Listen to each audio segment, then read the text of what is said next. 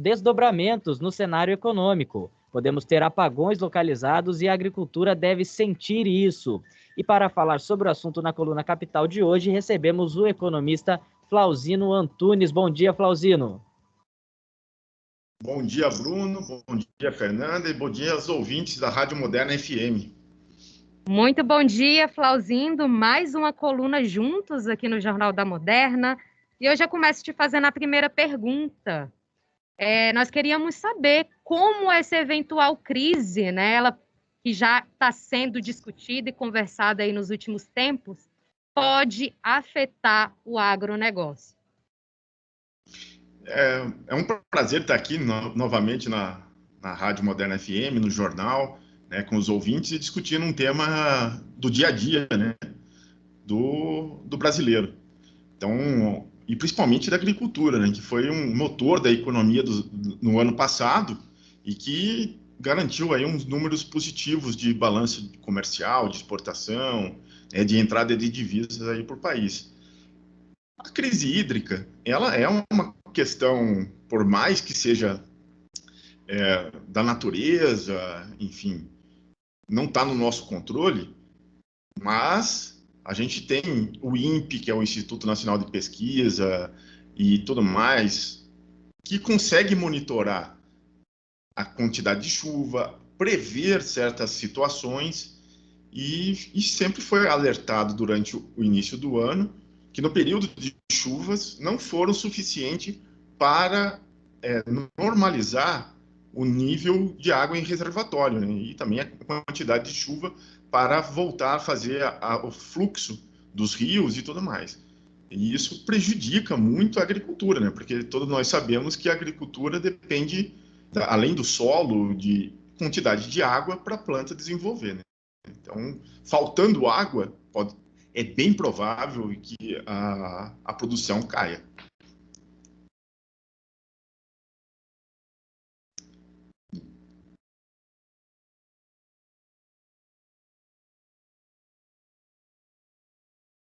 Eu acho que ele não te ouviu. Flauzino, eu Alô? queria saber quais os fatores são agravantes nesse cenário, né, no ponto de vista econômico, da economia do brasileiro em geral. Então, são dois fatores. Primeiro, já estão se pensando, Bruno, que vai precisar fazer racionamento de água. Por mais que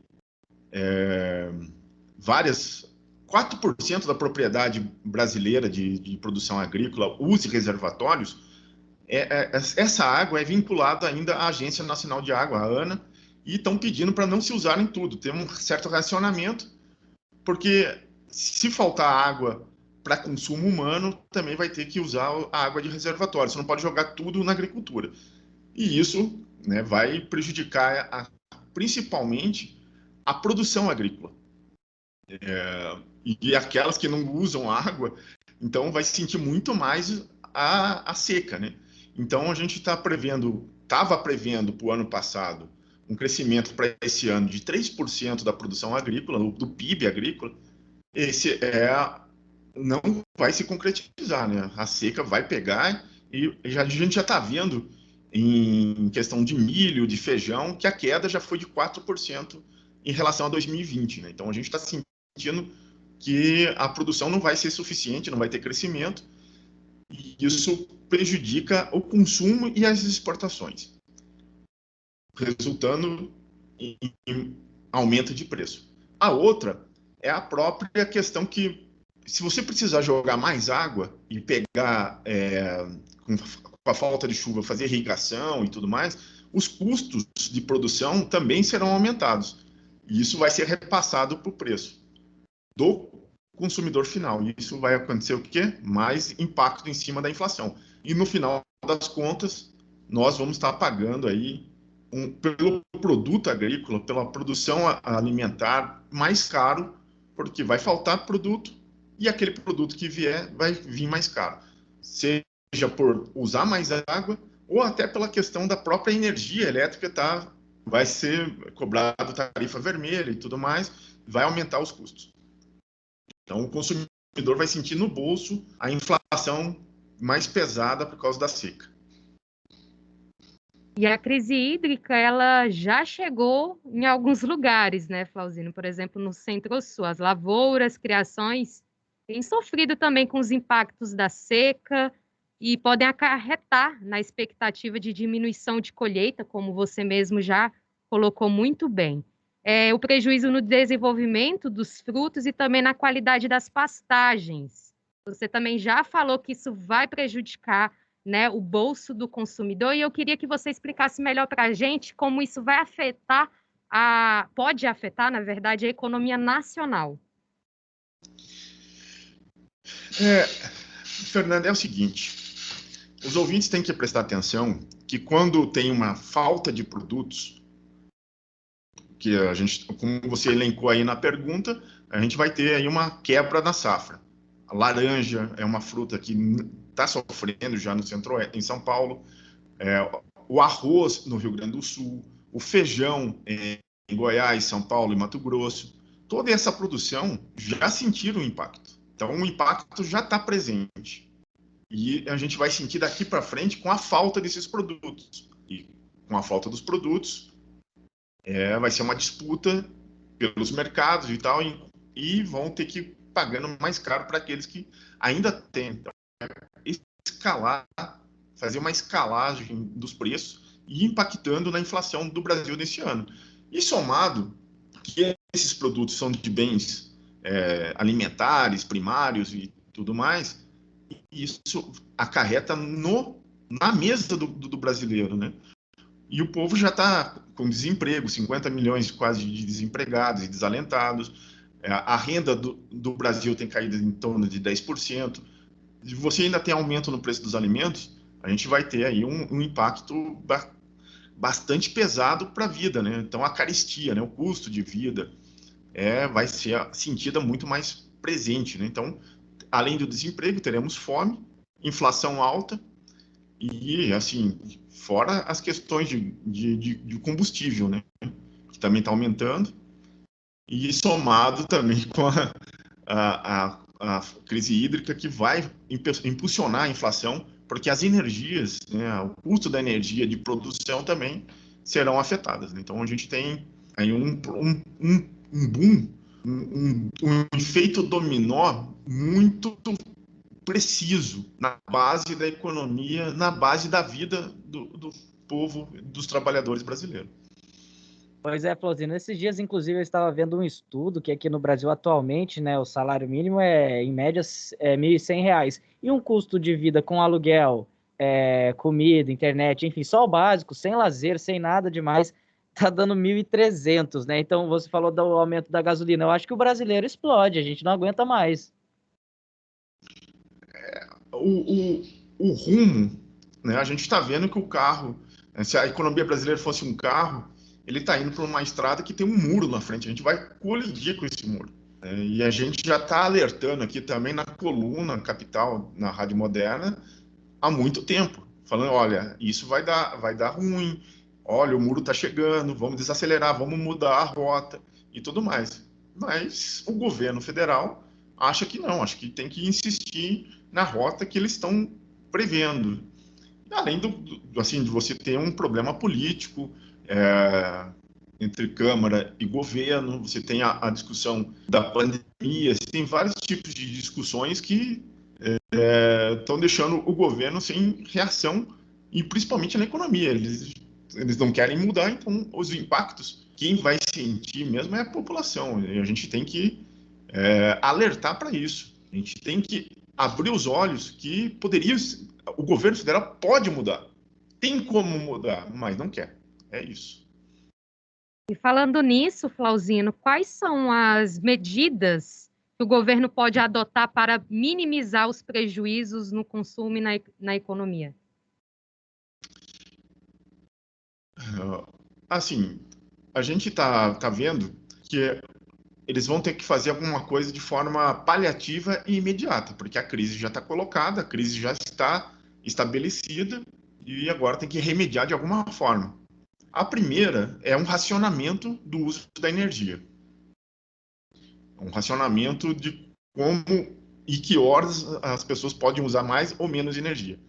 É quase como se voltasse o horário verão, o horário de verão do Brasil, mas em pleno inverno, né? Ou retomar aquelas questões da quem é mais jovem há mais tempo, em 2001 sofrendo com a questão do racionamento de energia.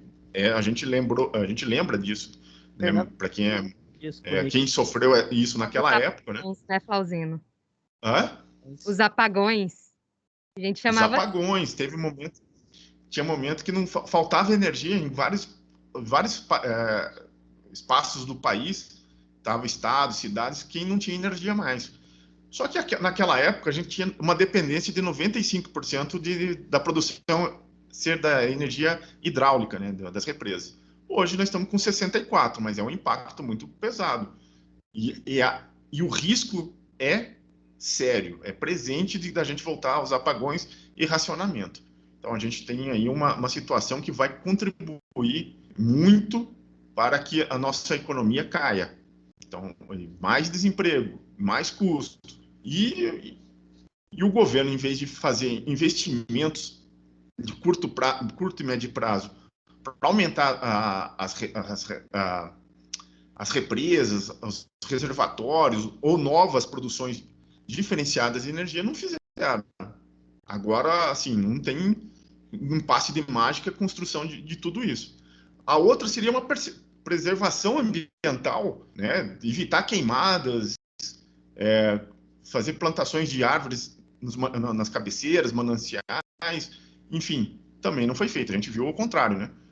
O incentivo de queimada, desmatamento e tudo mais, e está dando no que está dando. Então, isso acentua essa questão de impacto ambiental da falta de água, na falta de chuva. Pode ser que a Laninha tenha uma contribuição lá no Pacífico, mas aqui a gente não fez o nosso dever de casa. Exatamente, Flauzino. Até trazendo por esse aspecto dos apagões, né? Porque tudo bate ali na questão da economia. Você acha que a extinção, né, do horário de verão, culminando aí no maior consumo, também tem a ver com o que estamos passando agora, né? Porque tivemos um consumo elevado. O horário de verão era exatamente para isso, né? Para barrar um pouquinho.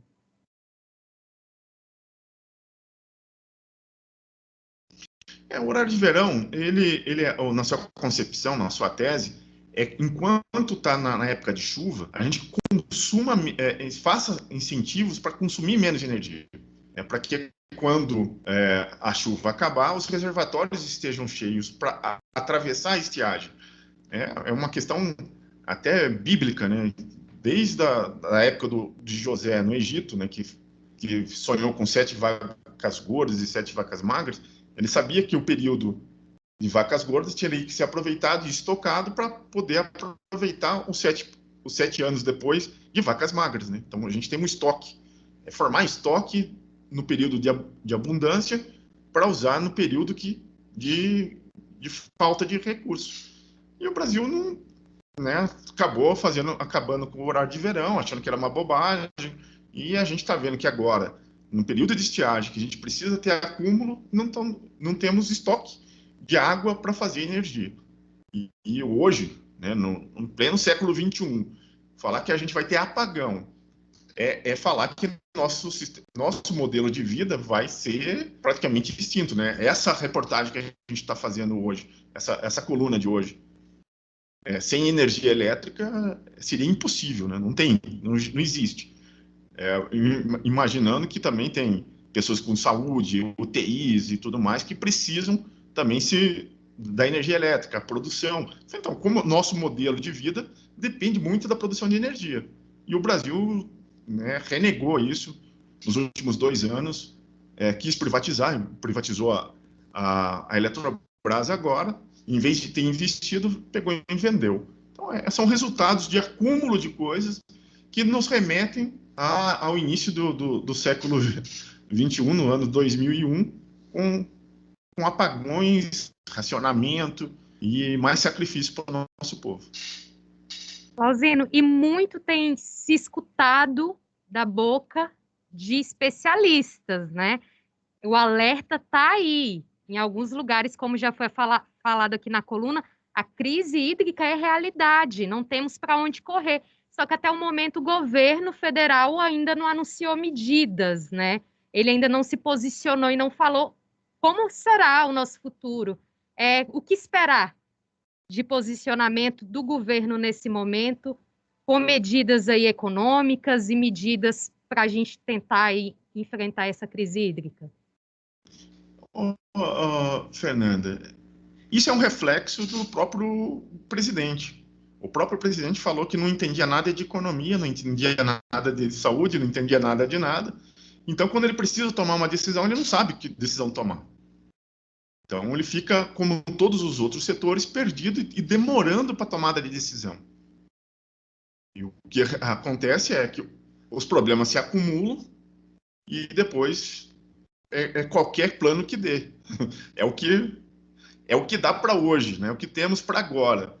E o que temos para agora nem sempre não resolve, né? É paliativo. E a gente vai sentir muito isso na pele. E é importante que os ouvintes entendam que era possível ter sido feito coisas antes. Os alertas estavam sendo feitos desde as chuvas de dezembro do ano passado, que foram poucas. Então, dava para se programar de uma forma diferente e não aconteceu. E daqui para frente, agora, é esperar o pior, né? Que é o racionamento.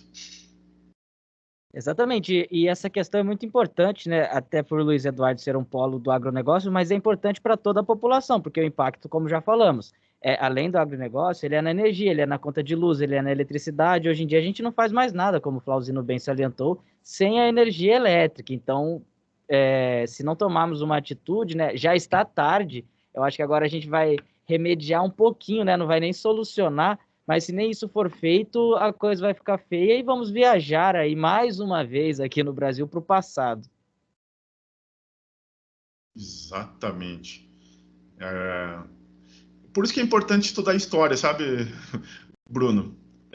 Para a gente ver o que a gente errou no passado e não fazer o mesmo erro no futuro. E a gente está vendo que a história não é bem estudada no Brasil, né? Comentei isso hoje, Flauzino, com os ouvintes. Falei exatamente disso, né? E a pandemia é um exemplo. Estamos em sintonia. Estamos em sintonia. Aqui no Jornal da Moderna é assim. Ainda bem, né, Bruno? Nossos parceiros, nossos Ainda colunistas. E você, Flauzino, desde o início. Sempre, né? Obrigado. Então, desde o início estou aqui falando e alertando, né, todos os ouvintes. Eu acredito que é nesse sentido que a gente, então, se despede agora do Flauzino, né, Flauzino? Muito obrigada. Pela gente, você sabe, a gente ficaria aqui conversando mais, mas infelizmente não tem como. Então, agora eu deixo o espaço aberto para você fazer uma consideração final, ou então um agradecimento, enfim, fica à vontade. Eu primeiro agradeço, né, a Rádio Moderna, a vocês aí do Jornal Moderna FM, e a gente ficaria aí conversando de economia, de política, o dia todo. Por mim, eu ficaria, mas a gente sabe que tem horários, a gente tem compromissos, e eu queria agradecer também aos ouvintes, né, que nos assistem pela internet, nos escutam pela rádio, e que comentam, participam. E fica aí o recado para nos seguir aí no canal do YouTube, né? Flauzino Antunes, Flauzino com Z. E a gente pede a sua inscrição, para você clicar lá no sininho, compartilhar, comentar. E a gente está aí à disposição para debater esses assuntos importantes da nossa vida, e do nosso país, né? Enfim, do mundo inteiro. A gente tem essa predisposição, estamos à vontade para discutir e por contraditório, e vamos continuar aí até a próxima coluna da semana que vem, se Deus assim permitir. É isso mesmo, então, ouvintes, Flauzino Antunes lá no YouTube, se inscreva, ative o sininho e voltamos na quinta-feira que vem com um assunto muito relevante, tenho certeza. Muito obrigado, Flauzino. Obrigada, Flauzino. Obrigado e até quinta-feira. Até quinta. Muito bem, agora é 12:01, essa foi a coluna Capital com Flauzino Antunes, agora nós vamos para um bloco de apoio cultural e já